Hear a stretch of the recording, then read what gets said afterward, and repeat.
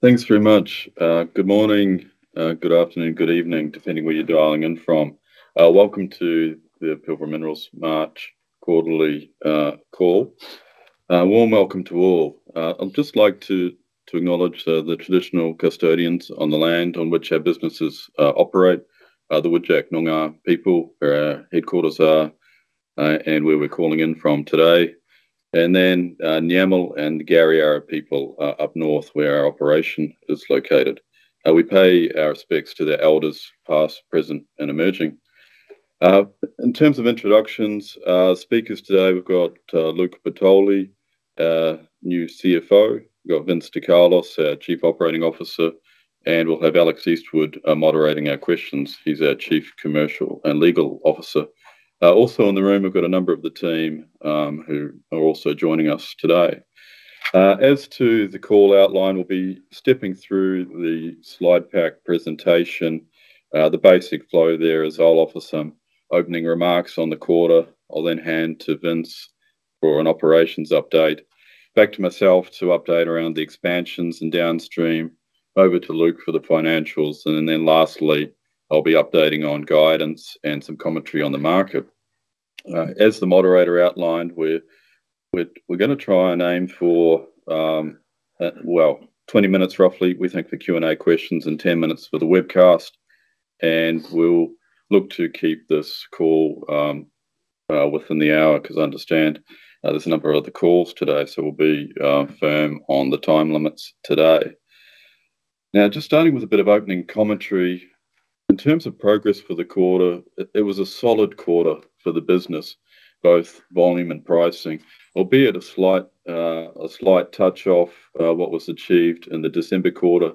It was still solid in terms of volumes and pricing and more similar to the September quarter. Financing, a lot of reinforcement milestones in the financing area, which I'll touch on a little bit later. As it relates to expansions, during the quarter, we essentially just got on with the plan, FID for P1000 and P680 in progress. Downstream, POSCO is making great progress on our joint venture operation. I'll speak to that a little bit later. And then we are now underway with our partnering process, given we'll have additional tonnes coming online mid-25, care of the P1000 project, which we approved. So another busy quarter getting on with the plan. But of course, this is all set against a market backdrop that has changed, and it's no surprise to everyone that we have seen some softness sort of emerging over the last couple of months, and we've seen a price decline, particularly within the Chinese market, which is in contrast to some of the global market price references. And I'll offer some market commentary later in the pack around this. But the relevance of mentioning this, of course, is we have seen a bit of a pullback in the realised pricing for this quarter, and some of that will flow through into next quarter because our pricing mechanisms trail the market indices. So we'll see some of that flow through into the June quarter. All that being said, the pricing is very strong, and you're looking back 300% year on year increase in terms of realised price. So still very solid margins to be made in this market. Now, moving now to highlights on slide 2. As I mentioned, solid quarter for volumes, both in production and shipment, albeit a touch back on the December quarter. 80+% increase year on year for the quarter, which sort of speaks to the big leap we've had in that short period of 1 year. Realised pricing down a bit on last quarter, reflective of the market. Unit costs up a touch, and we have revised up our expected guidance for costs for the year. And Vince and I will offer some comments on that a little bit later. But a solid set of numbers, which generates some solid margin. Of course, that's flowing through to the balance sheet, and a good balance sheet step up of 457 million, and that's after, of course, paying inaugural interim dividend. So still a great set of numbers, a solid quarter, and we are going well. Moving to slide 3, a couple of the milestones for the quarter. The dividend that I mentioned, great to get that out the door to reward those many loyal shareholders who have gone the Pilbara journey. As it relates to expansion, the P1000 FID approved by the board, and the team are getting on with the job of delivery now. And the category of finance, a number of finance milestones. Debt facility for our joint venture with POSCO for the downstream plant in Gwangyang, South Korea. I'd note that that's non-recourse to Pilbara Minerals, a great debt facility which will support that development. A new debt facility back at home for our expansion care of EFA and NAIF to the tune of 250 million, long tenor, low cost debt. And then there was the refinance of our existing debt on a 5-year term. Major construction package was awarded to Primero for the P680 expansion project. Site is looking very busy as the concrete comes out of the ground and steel goes in the air, and great to see that project moving forward. Also during the quarter, we completed the executive appointments. So the team is full and they are very busy delivering our growth profile. And lastly but not least, we're now underway with what we're calling a partnering process, whereby we're engaging with a select group of the market to explore joint downstream initiatives. So look forward to updating on that later in the calendar year. Now moving to slide 4, just a quick update on our growth strategy. Our aim is to be a leader in the provision of sustainable battery materials product, and we have 4 planks to that strategy. First and foremost, it's about delivering operating performance. That's our foundation. 2, it's about expanding that foundation and expanding this incredible tier 1 asset, making the most of this amazing asset that we are stewarding into existence. Priority 3 is about extracting more value through downstream integration, the likes of our joint venture with POSCO, the likes of our midstream a joint venture we have with Calix, or the likes of the partnering process we're now starting to step into.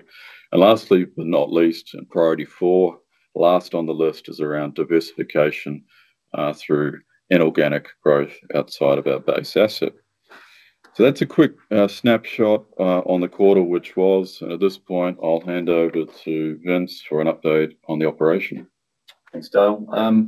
So starting with safety, as you can see on slide 5, our lead indicators, safety interactions continue to trend strongly, which is critically important in our leaders engaging with our people out in the field. Our total recordable injury frequency rate has increased from 4.2 in the December quarter to 4.9 in the March quarter, due to some low severity soft tissue injuries. This in part has been due to a rapid increase in new employees, particularly in mining, as part of our plan to increase mining volumes. We're enacting a plan to improve our onboarding of new starters to rectify that. We've also commenced new training for all of our leaders on our critical risk management and how to conduct effective critical control field verifications, and this program will run from now and through all of FY24. People and culture, we've been delivering on our commitments coming out of the first cultural engagement survey, delivering a bunch of hygiene improvements, such as a new warehouse facility and new admin and crib room facilities to meet our growing demands. And pleasingly, we're seeing a reduction in our voluntary turnover. And female employment is also strong at 22%. Moving on to volumes, production, as Dale had mentioned, was in line with our expectations, given expected lithium grade and planned runtime for the quarter. I can also confirm with this production volume that we're comfortable with our previously reported production guidance. It is, of course, noted that this quarter's production is slightly down on the previous quarter, owed to a combination of an extended processing plant maintenance shutdown for the Nugajee plant to accommodate maintenance activities, and lower than planned recoveries due to suboptimal ore feed mineral variations. Runtime for the period was 82% across the combined processing plants. However, we planned for higher than this. And recoveries for the period was 68% for February, March, and slightly lower in Jan. In mining, we achieved a 4.5% improvement in total material moved at 7.8 million tonnes for the quarter, an improvement month on month through the quarter as well. Our mining uplift plan is gaining traction, inclusive of additional resources, as mentioned earlier, yielding improved utilisation rates of equipment and new equipment, plus upgraded facilities that we continue to work on. And further initiatives to come include fleet composition optimisation and improved equipment availabilities in the coming months. In processing, both Pilgrim and Nugget have operated consistently in runtime rates and recoveries. However, processing rates were reduced to the prior quarter linked to critical maintenance activities that were required to be completed, and recoveries were slightly lower than previous quarter as a result of ore feed material variations. Programs of work are underway with a focus on recoveries, availabilities, and rates. And unit costs, as mentioned, noted in the quarterly release, we adjusted our guidance, lifting our expected operating costs for FY23. And this is broadly attributable to three categories. Inflationary pressures, such as labour costs, although they've stabilised, are still elevated. Contract services, such as our mining service contractors, fuel and flights, just to mention a few. We then had a bunch of one-offs. We have a number of one-off operational expenditures, which include things like spares as part of our availability uplift program and P680 operational readiness. Maintenance provisions, such as noted, such as the Nugget shutdown, and upgraded infrastructure, as mentioned, the new facilities, warehouse again to lift our operational standards. And the third bucket is pre-investment, a component of increased operational costs as we prepare for being a larger operation such as P680 ramp up, our mining ramp up, just to mention a couple. But ultimately, we expect a unit cost reduction as we realise productivity and scale efficiencies into the coming future. And with that, I'll hand back to Dale. Thanks, Vince. Moving to 7, our expansion pathway. As I mentioned in the opening, we're getting on with the job of our expansion delivery. So yeah, pleased to report that the P680 project construction's on track and going well. And then there was the P1000 project, which achieved FID during the quarter, of which we're looking to be online and ramped up mid-25. Moving to slide 8 offers a little bit more detail on a couple of pictorials of what's coming to life, and yeah, a bit of extra detail there, just a reminder of the dates which remain on track. Moving to slide 9, downstream integration. The POSCO Pilbara Lithium Solutions joint venture is going well. To remind everyone, this is our 43,000 tonne lithium hydroxide plant located in Gwangyang, South Korea. At the POSCO team, foot down, going very, very well on construction. It's a 2-train processing plant. The first train procurement's essentially complete. A lot of construction work's done in terms of civils and steel work. As it relates to train 2, which lags train 1, the team has procured 22 of the 26 packages and has started to commence some of the civil works in that regard. So from all reports and what we see, on track and going well, and we look forward to seeing that project develop in the months ahead. And hard to believe that it's only going to be at the end of the year we'll be sending some tons over there to support the commissioning. So very excited to see this joint venture facility come to life. Moving now to slide 10. As I mentioned, here we completed our executive appointments. Now I know I made note in the half year that a couple of the team had joined us, being Sandra, John and Paul. And the last team member to join us, Luke Bertoli, our new CFO. So big welcome to Luke. It's week 3, so he's barely had a chance to unpack his pencil case, but already he's well up the curve. So big welcome to Luke, and that completes the set of the executive appointments. I'm delighted because that means no more interviewing for me. But I think we've got a fantastic executive team who've all, in their own right, got an amazing track record and will serve the business well, and most importantly, serve their teams, because it's all about our great people in Pilbara, our teams. Everything we've achieved in our business to date has been through our teams. So, as much as the executives are shown here, it's all about the team and the team delivery and supporting those teams to be successful. So, I think we're in good hands with these new leaders who have joined us. Now, with that, I'll now hand over to Luke for an update on the financials. Thanks, Dale, and good morning to those on the call. As Dale discussed earlier, the March quarter showed marginal declines across production, sales, and unit cost metrics in the period. Notwithstanding this, the quarter also showed continued strong performance from an operating margin and cash flow perspective, as well as payment of our first fully franked interim dividend.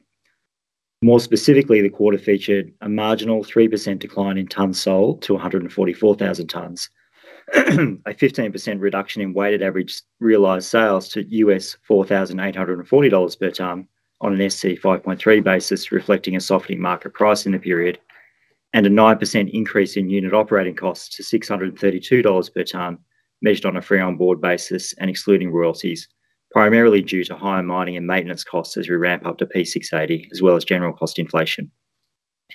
Against these declines, we saw continued strong cash operating margin in the period of $919 million, comparing very favourably to the $950 million received in the December quarter. This strong operating margin underpinned a $457 million or 21% increase in cash to $2.7 billion. As Dale mentioned earlier, to help support our expansion plans, we also announced a number of finance initiatives. The first is the signing of a 10-year, $250 million debt facility with Export Finance Australia and Northern Australia Infrastructure Fund to support the P680 expansion project. We also refinanced our existing debt facility, replacing debt of US $110 million with a new facility of US $113 million on improved terms through a syndicate of new and existing banks. And finally, we signed a US $460 million debt facility for the POSCO Pilbara downstream joint venture to fund the remaining capital and commissioning costs for the 43,000 tonne per annum lithium hydroxide chemical facility in South Korea. To provide some more detail on margin in the period, as mentioned earlier, unit operating costs, excluding freight and royalties, saw a 9% increase in the March quarter to $632 a tonne. In contrast, unit operating costs on a CIF basis improved by 2% to $1,144 per tonne in the December quarter. This was driven by a reduction of approximately $75 per tonne in royalty costs linked to the lower selling price, as well as a continued reduction in ocean freight costs. Overall, operating margin declined broadly in line with the mix of a lower selling price and lower unit operating costs in the period, but still remained strong in nominal terms. As mentioned earlier, cash operating margin was approximately $919 million, or $6,368 per tonne, versus the December quarter at $953 million, or $6,412 per tonne. So our operating margin remained very solid. Turning now to cash flow. As previously mentioned, the company's cash position increased by 21% to $456.5 million, or $2.7 billion as at 31 March. Key movements in the cash balance included net cash margin from operations of $919 million, comprising $1.1 billion from sales of concentrate, less $174 million of operating costs to produce and sell concentrate. There was capital expenditure of $119 million versus $76 million in the December quarter. Net proceeds from borrowings of $78.6 million were primarily driven by a partial drawdown of the 10-year $250 million debt facility for the purpose of funding P680. We also showed a first dividend payment of 11 cents per share, equating to $329.8 million, and a first tax payment of $88.6 million relating to the company's FY22 tax return. Excluding the first dividend payment and first tax payment, cash would have increased by approximately $875 million, which is comparable to the December quarter cash increase of $851 million, again emphasising the strong quarter that we had. I'll now hand it back to Dale. Thanks very much, Luke. Moving to slide 13, as Vince outlined, we've adjusted our guidance on our unit operating cost, tweaking that up from our previous guidance, moving that up to 600 to 640 per tonne unit cost range. And as Vince walked us through, this is owed broadly to three buckets: inflation pressures, some one-off costs, and some pre-investment to support expansion. Importantly, volumes for the year, we're reaffirming that we're on track and feeling comfortable about the delivery of those for the full year, which is good. And yeah, looking forward to moving through to the last of Q4 and finishing the year strongly. Moving from slide 13 to slide 14, a market update. I'll be slightly more expansive in my commentary here, just to support those whom I know are keen to hear our perspectives.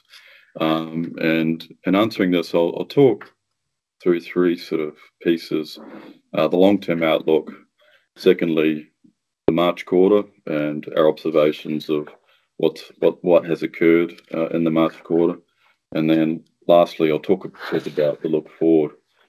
So in terms of the long-term outlook, we remain very positive on the structural deficit for lithium. And of course, we note that there seems to be a broad supportive opinion for that deficit. But when we look back over the March quarter, really the points of evidence we would highlight are in two parts. One's around the major investment, which continues to happen, and secondly, it is around EV sales being the key consumption driver for lithium at this point in time. Now, and as it relates to major investment, a couple of the highlights of late, obviously the Albemarle takeover attempts of Liontown. Liontown's rejection of that speaks to the value both that Liontown sees in that asset and also Albemarle does. GM invested $650 million in Lithium Americas. Ford invested $3.5 billion, was committed to for its first LFP plant in the States. LG's committed $5.6 billion towards a battery manufacturing facility in Arizona. Redwoods has secured $2 billion from the DOE in the US. BMW's announced $870 million plant in Mexico, and the Canadian government has unveiled a federal government budget of Canadian $80 billion in tax credits for clean technology, including $25 billion for investments in clean energy. So just rattling through a couple of major announcements of late. As it relates to EV sales, China, 27% year-on-year growth, pullback quarter on quarter, but overall the broad theme remains strong. And outside of China, the combined global EV growth rate remains strong at a 25% year-on-year growth. So broadly, very, very strong indicators supporting the structural deficit that looks to emerge in the outlook. Now, moving now to the March quarter, which in contrast has demonstrated some softness, particularly in China. So just to offer some commentary around this, and I'm not going to be revealing anything particularly new or different here, other than just to reinforce we support what we're hearing. The evidence around the pullback within the Chinese market for the quarter is owed to a number of factors which have conflated. There was the seasonal variation around the Chinese New Year. There's been the end of the China's EV subsidies. There's also been a war underway between the ICE vehicles and the EVs. The ICE vehicles within China have been heavily discounted to move that stock in advance of some tightening on Chinese emission standards, which are coming into effect from the 1st of July. So that, of course, has put some competition, some strong competition, short-dated competition, we think, in the market around EV versus ICE. There's also been a component of inventory destocking or stocking which had occurred, which is moving through the system. And then lastly, there's a category of what we'd call buying behavior and sentiment. And our observation of the Chinese market is it runs up hard as price starts to appreciate, and it runs down hard as price declines. And it looks like we're seeing that play out yet again.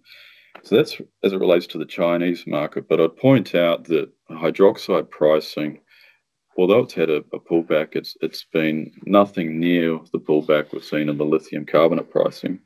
Engaging with our customers who are in the main all weighted to hydroxide producers, and by the way, also most of those are exporters to the external market. Their commentary around this talks to the high barrier of entry to produce hydroxide product in contrast to carbonate product, and they also talk of the remaining strong demand for that high nickel cathode feedstock. So because of that, we are seeing a bifurcation at this point in time between, as I say, the Chinese price points versus the global, particularly hydroxide price points, which haven't gone off as much. Does the gap close? Look, we'll find out. I think it's likely the gap will close. Some of the low-cost carbonate can be taken into hydroxide. We haven't seen that yet, but we'll see what unfolds in the months and quarters to come. So that's a little bit about the March quarter. Now moving to the look forward, where does pricing go, and what do we see is going to unfold? Now, of course, this is in the category of crystal ball gazing, but our assessment is, having spoken across our customer set and engaging with some of the respected reporting agencies in the space, is what we anticipate in the June quarter is likely either a leveling or softening. If it is softening, we'd be surprised if it softens strongly, but we'll wait and see. But as to a turn in the market, the opinion we've formed, as I say, engaging with others, is the back half of this calendar year looks most likely. Now, granted, there's a big range of opinions in the space, ranging from seeing an uptick within weeks, some saying late in the year. As I say, we're anticipating the second half of this year to be the most likely time that we would see the uptick to get underway. But of course, we'll have to wait and see. This is set against a backdrop of a number of moving macro pieces, Chinese domestic sentiment, global sentiment. We will see what happens. But as I say, Pilbara Minerals remains bullish, and on the long-term outlook for the market, we remain committed to our expansions and getting on with the job of developing this incredible Tier 1 asset and enjoying, hopefully, strong margins for many quarters and many years to come. So with that completes my commentary on the market. I'll now hand back to the moderator to step into Q&A. Thank you. If you wish to ask a question on the telephone, please press star 1 on your telephone and wait for your name to be announced. If you wish to cancel your request, please press star 2. If you're on a speakerphone, please pick up the handset to ask your question. In the interest of time management this morning, we ask you limit your questions to 2 per person. Your first question comes from Hayden Bairstow with Macquarie. Please go ahead. Yeah, morning, Dale. A couple of quick ones, just on CapEx. I mean, we're seeing a fair bit of this now across the industry, but how confident are you in your ability to actually spend the capital in line with what you're trying to do to deliver these production sort of growth plans? Is there some risks around not necessarily the actual CapEx number, but just the timing to actually deliver it? What are you seeing on that front? G'day, Hayden. No, I put that. The short answer is yes. But I'd put that in the category of any of these big projects. You always have that risk. Our project team is foot down, busy getting commitments done, and they assure me that we're all A-OK. But as always, these projects, there's a lot of moving parts to be progressed quickly, and we'll keep a keen focus on that. Yeah, okay. And can you just remind us on realised pricing on your spot contracts, just how linked they are to, is it domestic or export pricing for China? We're obviously getting a fair bit of bifurcation on pricing at the moment, just to get an idea of not so much this quarter, but even into next year, how things might start to move around between what you get versus some of the peers. Just trying to work out the differences. Yeah, sure. So I can speak in general terms. Across our offtakes, it's broadly weighted to hydroxide and broadly weighted to the export market, but it does depend on which offtake we're talking about.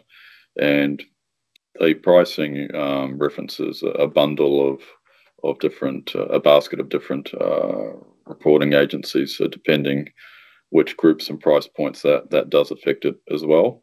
But that's probably as much as I can say without getting into the specifics of each contract. Okay, great. Thanks for that. Thanks, Hayden. Your next question comes from Rahul Anand with Morgan Stanley. Please go ahead. Oh, hi, Dale, Vince, Luke, and team. Thanks for the call.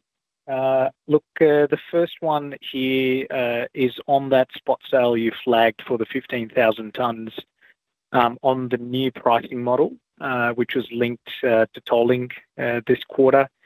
So the question there for me is, how does that pricing compare to other sales? And then in terms of that contract itself, should the downstream margins turn negative, are you forced to still supply into that in terms of volumes and basically have losses on that conversion, or can you step out of that contract? Sure. Good question. Happy to answer this. And just to remind everyone that this particular sale was a 15,000 tonnes spot sale, and this was our first toe in the water, as we described it, for doing a tolling contract. And 15,000 tonnes equates to about 2% of our production profile, very, very small percentage. So it was our toe in the water. To answer your question, so the price received from that was in two parts, and we disclosed this at the time that we did this sale. So the first part being effectively the spodumene priced component, of which was locked in. So that's secure and done. As it related to part two was an uplift as it relates to the actual chemical price around the time of sale. Now, because of the downward trend, that component's essentially gone to zero, but it does not mean that we go into a negative in that case. So we covered the downside risk in that regard, and as I say, this was a bit of a toe in the water as we look to explore this model. Oh, okay, that's great. Thanks for that clarity. That helps. Look, the second question is around the sales this quarter, so 144,000 tonnes. But I note that there was a 20,000 tonne delayed shipment in the last quarter, which means the underlying shipment rate was probably sitting at about 124,000 tonnes. So I guess the question there is whether you held back sales during the quarter as you saw that weakness in the Chinese market, because despite the operational performance, production was ahead, and inventories as well, at least on my numbers, seems to be around that 50,000 tonne level for finished products. So I just wanted to understand whether you withheld sales, which is similar to some of your peers' indication in the market. Yeah, no, the short answer is no. We didn't withhold sales. The view we've always taken is as the product's produced is to get that moved out and off to customers. So there hasn't been any sort of we haven't tried to sort of adjust any of that. What happens as it relates to the actual sales is sometimes it's blocky. And blocky in the sense that it depends. It's about pairing with when the customer needs that product and where that particular where that timing falls on sort of the quarter battery limit. Those are the reasons around seeing some sort of ups and downs in the space as we move from quarter to quarter. Oh, okay. So it's basically some of the volume commitments not being taken up at this point, which will probably come through in the next quarter. Is that the right way to think about it due to the softness in the market? So not softness, but yes, it's just timing. It's just timing. So the June quarter is a bigger quarter for us. Understood. Okay, that's my two. Thank you very much, team. I'll pass it on. Thank you. The next question comes from Tom Hayes with CLSA. Please go ahead. Good morning, Dale, Luke, Vince, and team. Thank you for your time. Maybe a similar question to what was just answered, but around inventory. So we've seen build over the last 3 quarters, and by my calcs, we're sort of at about 30 days of your production rate last quarter. Will we see those inventories sort of stay at that level going forward, or, you know, given the cyclone, can we expect inventory drawdown during this quarter? I'll come back for a second. Yeah, no, we should be drawing. Well, firstly, Tom, g'day. Yeah, we should be drawing those inventories down. The name of the game is to reduce stocks and just keep that move to market. We don't want to hold our cash in stocks around produced product. And is there any impact of the cyclone early this quarter? Yeah, we did have a bit of an impact. The cyclone, fortunately, was a fairly light touch for our site in the end, which was great. It was a category 5 bearing down on us, and we were battened down and worrying what might transpire. But it was fairly light on in terms of the cyclone impacts, other than, of course, we had to do all of our shutdown and readiness for the cyclone. So we did take a bit of a hit in terms of production runtime. However, we've effectively allowed for that as we've looked at our guidance. We're okay on volumes for the year. But yeah, pleased to say, that cyclone was a light touch. Thank you. And maybe just to follow up just on pricing and, you know, maybe tackling it from a different way, I wonder if you can provide sort of a high-level split of your sales by country going forward. Well, this would be question 3, Tom. Not that I'm down, but let us take that on notice. We don't have many customers, and we just need to be careful the way we protect, the commercial sensitivity of these arrangements. But let us take that on notice. No worries. Thank you for your time. Thanks, mate. Next question comes from Ben Lyons with Jarden. Please go ahead. Thanks. G'day, Dale and team. Dale, really helpful getting your insights into the market. Much appreciated. I'm probably more interested in your current marketing behaviour. We're already a full month into the June quarter. So can you make any comment about your sales behaviour during April? So, for example, and this is one question, mate, but it's a multi-parter. Have you resumed spot sales using that GLX platform? And can you make any comment about whether the April pricing has been in line or lower than those Platts and Fast Markets indices that most people tend to look at, which I put at about 4,100 to 4,200 at the moment on an SC6 basis? Thank you. Yeah, g'day, Ben. Good question on our sales pathways. So the short answer is, as it relates to spot sales, we are leaning more towards sort of closed tender type approach at the moment. We haven't done any BMX sales since last year, and I think I'd expect we'll probably continue with the closed tender approach for sales. If the market flips back into fever pitch, I would see a scenario where we're probably like sort of the BMX. So that's where we are. That's the way we think about it today.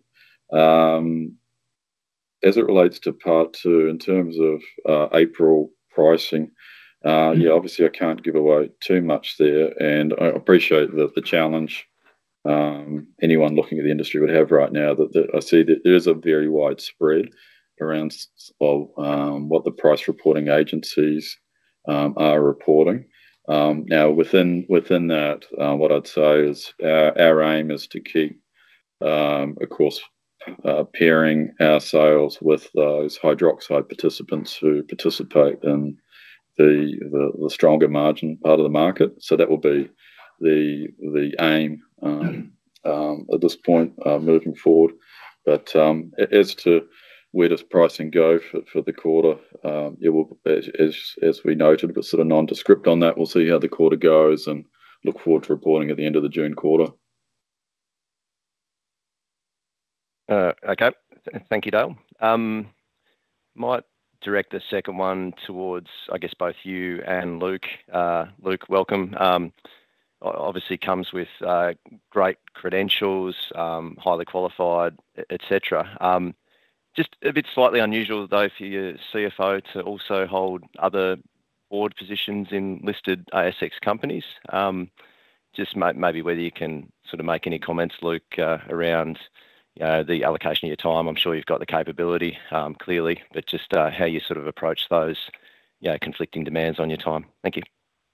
Yeah, thanks, Ben. I might wade in on that one.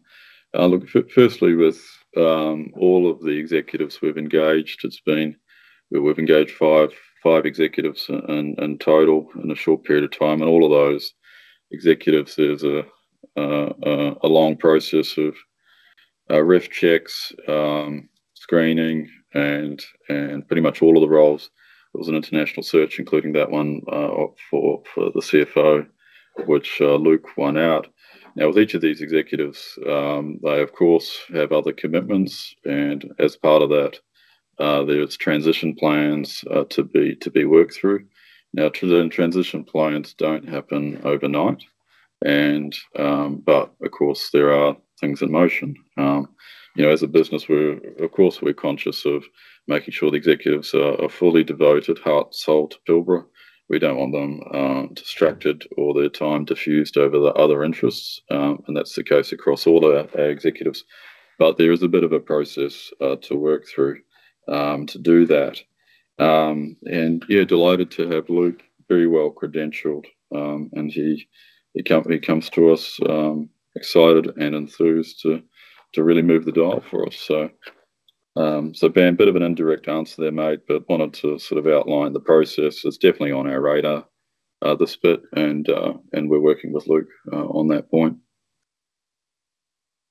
Thanks for your question too. Your next question comes from Levi Spry with UBS. Please go ahead. G'day, Dale.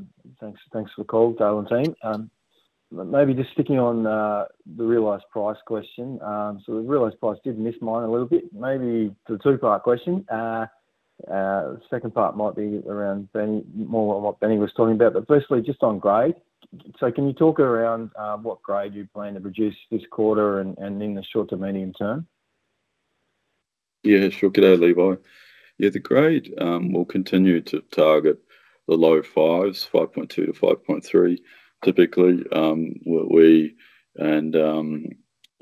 just to remind everyone, we've progressively moved down the grade curve to maximise yield from the mine to get more lithium units to market.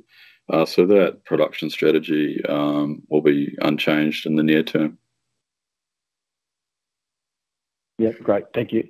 And so just on the other part, so were there QP adjustments in the March quarter price received? And just in terms of like the read-through price discount, I remember you talked about recutting some of the price outcomes pre-Christmas, and now the tolling's happened, but it didn't quite work that time. But can you just talk to what the other big piece there may have been versus those indices that we look at that been mentioned the last quarter, not this quarter? Okay. I'm not sure completely. Let me have a crack at the question, but welcome to follow up if I haven't quite hit it. So in terms of the offtakes, of course, speak to the lion's share of our production commitment. We went through a bunch of commercial pricing negotiations, which are a matter of course and contemplated under those contracts late last year. We are now moving into the next phase of that, which is a function of that timing, which is predetermined in those contracts. So we don't know where those outcomes will lead, but it's always a negotiation as to which price points we will use. As I said earlier, there's a bit of a widespread, so we'll see how we go with all of that, and we'll update in the future. Does that answer your question? Yeah, kind of. Just maybe just a simple one. So you mentioned the QP adjustment that's happening this period, this quarter coming up. Was there any last quarter, or what was the materiality of the last quarter? You want to do it? Yeah, sure. Yes, there was an adjustment in the last quarter. It's in note 9 in the announcement, and was also disclosed at the December quarter. Okay, thank you. Yeah, I'll look it up. Thank you. Thanks very much. Next question comes from Tim Hoff with Canaccord. Please go ahead. Morning, Dale and team. I just wanted to ask a couple of questions around the middlings product. Was that volume included in the shipped tons, or is that actually excluded? G'day, Tim. No, it wasn't. Excellent. And in terms of that product strategy, is that something you're going to keep going forward? Yeah, Tim. I think that would be the aim. At the end of the day, our whole operating strategy is geared around maximising value for our shareholders. So, if that lever works for us, we'll continue to pull it. Excellent. And then just perhaps finally, the plant was running at 82% availability. Is the goal there 100%, or is that a total availability? It's not many operations will run at 100% availability. So we target high 80%, and in time we want to get that even higher. So we want to be in the top quartile on our availabilities. But that's our goal. Roger. So there's still a little bit of wiggle room on throughput there for us. Excellent. Thanks very much for the questions, guys. Thanks, Tim. Next question comes from Mitch Ryan with Jefferies. Please go ahead. Morning, Tim.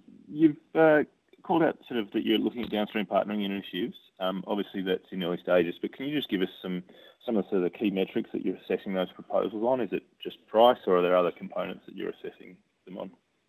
Yeah, g'day, Mitch. You're only at the start of the process, but to talk about some of the parameters which we would assess or think about would be obviously around ultimately, if it's a downstream proposition together, capital cost of production, and ensuring the pricing, i.e. the ability to deliver high-end battery-grade product, because of course that all speaks to margin.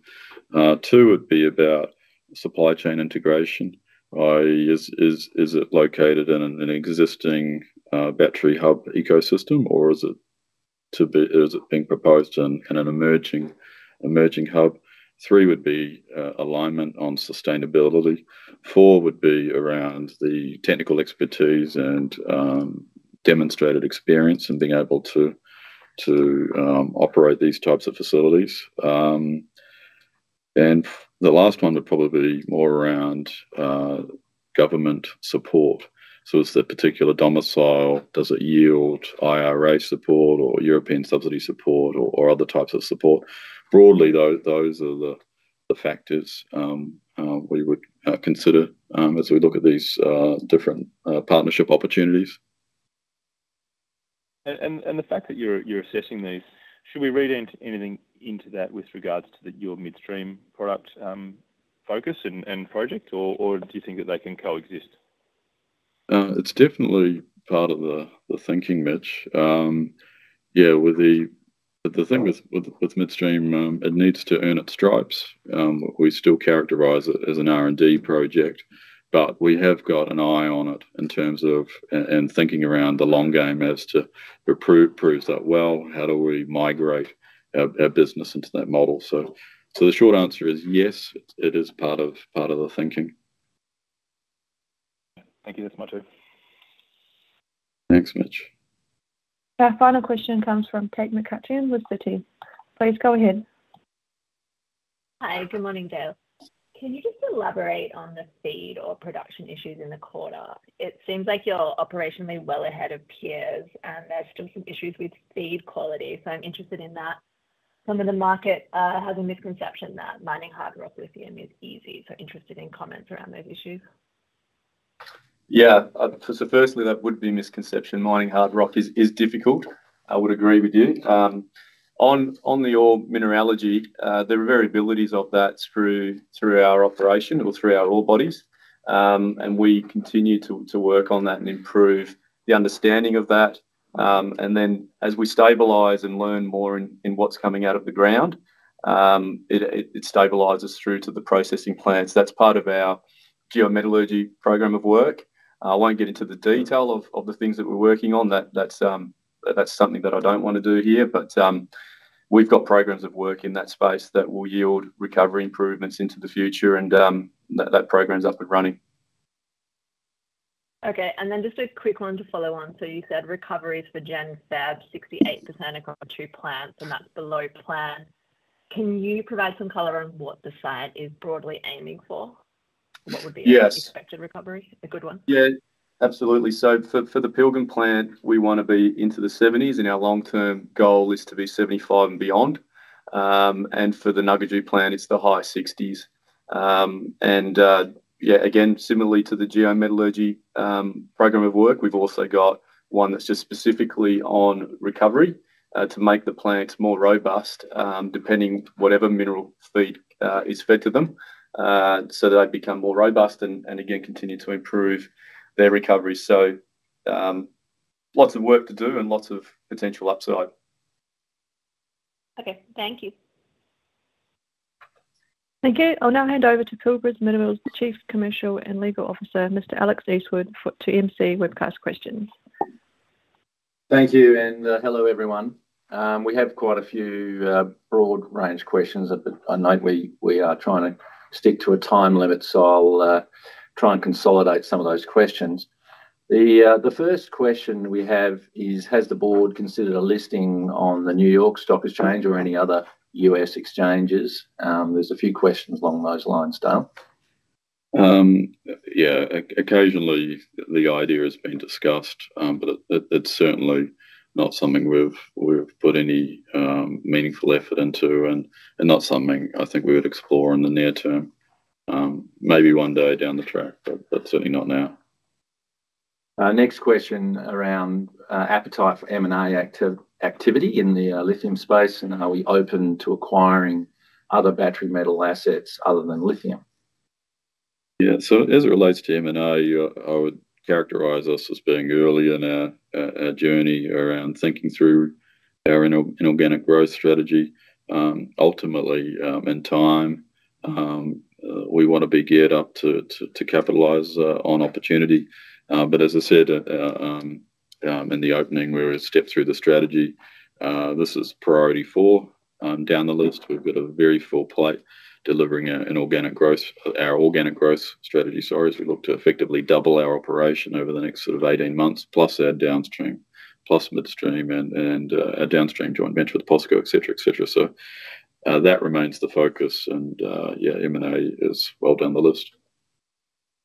A few questions about the Calix JV and just generally inquiring for a bit of an update on that, and also in terms of market engagement, how's the sample products being received by the market? What gives us confidence that there will be a market for an intermediary product?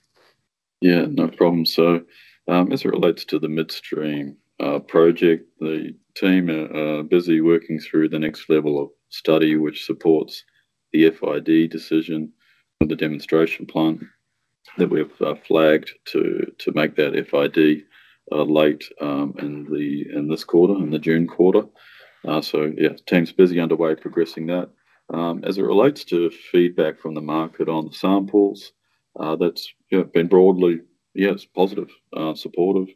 The team are working through with counterparties, understanding the detail really around impurities, importantly price, etc. So nothing's given us cause for concern at all. Question perhaps for Luke. In terms of the $2 billion of cash held for the quarter. What's the average interest rate earned, and is there scope to get higher interest rates? Thank you for the question. It has been creeping up. At the moment, the weighted average interest income rate is approximately 4%, and there will be scope to track market rates over time. Thanks, Luke. A question centering around exploration at Mount Francisco. Is there any plans anytime soon to continue with that? Really just around Mount Francisco. No plans in the near term on that one. Yeah. A question about, I think you probably covered a bit of this, but how significant the POSCO JV is to the company, and what sort of things would we take into account in considering moving our interest from 18% to 30%? Sure. So the POSCO joint venture is very significant for our business. First and foremost, we've committed 315,000 tonnes of our production profile. So that's approximately 50% of the run rate we produce today, and will be 30% once we've expanded to the million tonne per annum profile in mid-25. So it's a big part of our production profile, but importantly, it's a means by which we're making margin not only through our spodumene concentrate delivery, but then we're getting the add-on of the margin care of the lithium hydroxide production through that joint venture business. So it's about increased margins. It's also about increased stability. The POSCO joint venture is 100% wholly dependent on the supply from our operation. So there's a codependency which exists there, which we feel makes our business more robust and reinforces the foundations such that inevitable cycles, Pilbara will be one of the mainstays of the industry and will sail through those down cycles, which no doubt will occur from time to time. And lastly, I'd add that POSCO is pretty impressive as a business. They've got obviously a global presence.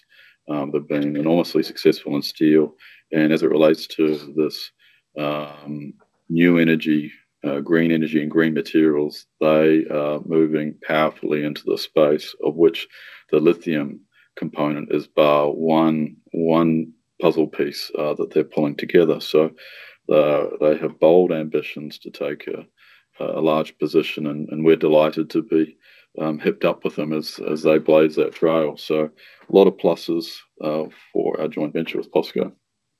Yeah. A few questions around dividends. Mainly, would we be reconsidering our dividend policy in light of build-up in cash reserves, such things like buybacks? If not, is further consideration being given to diversification through acquisitions, which I think we've really covered. Really just a question around will there be a change in the dividend policy? Yeah, no, thanks for the question. So the capital management framework that we put to market was only in the December quarter last year, so not that long ago. And yeah, as time moves on, yes, we will periodically be reconsidering that capital management framework, which of course sets out how we think about dividends and the other proceeds use which come from the business. So short answer is yes, we will reconsider that over time, and we'll make that assessment based on the health of the business, where we're at with our strategic priorities and the macro outlook. There's a question about, given the significant cash flow we have each quarter, which is significant, is there enough market buyer interest to justify spending money for a possible P1500 expansion in the future? Oh, yeah, I like it. Look, is it possible to go P1500? To answer that, we need to do the work on that question. But is it on the drawing board to consider? Yes, it's on the drawing board as an idea that we should continue to to do everything we can to make the most of this incredible Tier 1 asset. So that starts first and foremost around drilling out the asset to full extent. And as disclosed in the quarterly, we're busy progressing a drilling program there, which we are optimistic will yield more lithium units. That's really the first port of call, is understanding what's in the ground. And then the second part of the equation is to then optimize production capacity relative to life of mine, doing optimization. So depending how we go with the drilling, there is potential opportunity to lift production, but it's too early to say to what level we could increase production to. Okay. I note time is running out, so I'll limit to one more question. In terms of future expansions, are we expecting economies of scale with unit cost reductions? Yeah, the short answer is yes. Moving to a larger operation does provide scale opportunities, and that's as it relates very much to the processing capacity and plant. But I would also add that given our long life mine and the high volumes that we produce, continued capital investment around cost down investments is there, and we see quite a long list of opportunity ranging from different types of power for power supply for the business to reduce power costs, to looking to move from triples to quads for haulage. 3, the way we outload at port, potentially moving to bulk outload facilities at Lumsden Point, moving away from retainer boxes. Then there'll be the continual focus on lithium recovery that Vince spoke about earlier. We are in the business of concentrating lithium, so that will always remain a focus. We want to keep building on that. That'll all play to reduced costs. So the list goes on. So yeah, plenty more costs to come out, I expect, in the years to come. Thanks, Dale. Apologies, I haven't got to everyone's questions. There are a few, but we've covered, I think, the majority of them. And the ones we haven't covered, we do have emails from the shareholders who've made those questions, so we can respond through the normal shareholder inquiry line. Thanks, Alex, and thanks everyone for dialing in today. And we look forward to updating next quarter. Thank you very much.